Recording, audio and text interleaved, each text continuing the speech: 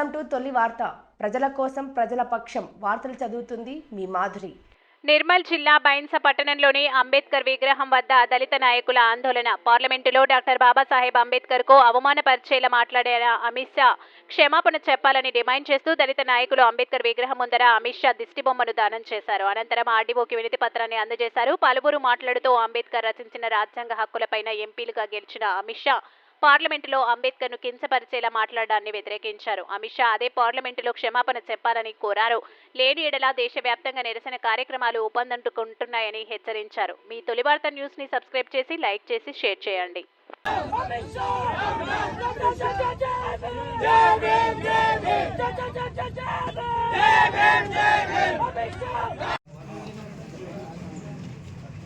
అమిత్ షా వెంటనే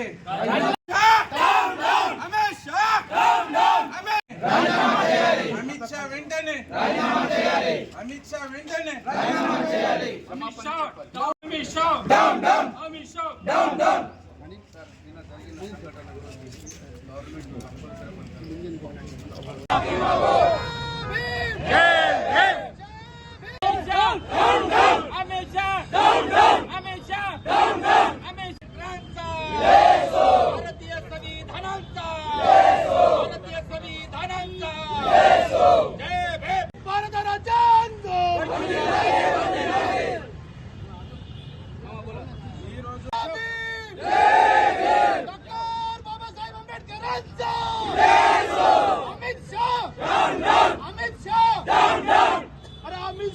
माफी मांगो माफी मांगो माफी मांगो अरे अमित शाह माफी मांगो अमित शाह माफी मांगो अमित शाह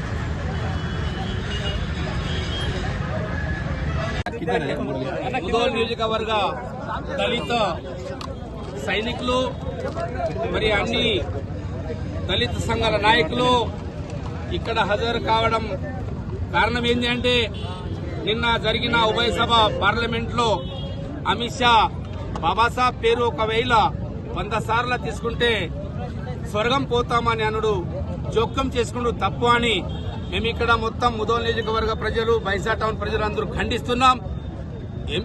ఎంపీ పార్లమెంట్ లో ఉన్న తర్వాత నగుతున్నారు వెనుక వల్ల ఎంపీస్. జోక్యం చేసుకున్న అమిత్ షా గారిని వెంటనే రిజైన్ చేయాలా, లేకుంటే పార్లమెంట్ లో ఉప పార్లమెంట్ లో క్షమాపణ చెప్పాలని మా యొక్క డిమాండ్. మిత్రులారా, చెప్పేది ఏంటి అంటే బాబాసాహెబ్ అంబేద్కర్ ఒక దేవుడు లెక్క. మాకు దేవుడు ఏం చేయలే కానీ బాబాసాహెబ్ అంబేద్కర్ ఈ దేశంలో ఉన్న 120,000 కోట్ల మందికి ఇచ్చిన ఒక ఓటాధికారం బాబాసాహెబ్ గారు.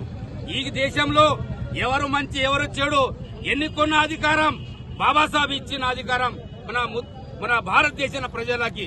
కాబట్టి డాక్టర్ బాబాసాహెబ్ అంబేద్కర్ గారిని అవమానించిన అమిత్ షా ఇంకొకసారి మళ్ళా ఒకసారి నీవు అదే పార్లమెంట్ లో క్షమాపణ చెప్పి క్షమాపణ అడగాల, లేకపోతే రిజైన్ చేయాలా. మేము భారతీయ జనతా పార్టీ హెచ్చరిస్తున్నాం. జై భీమ్, జై బుద్ధ, జై భారత్.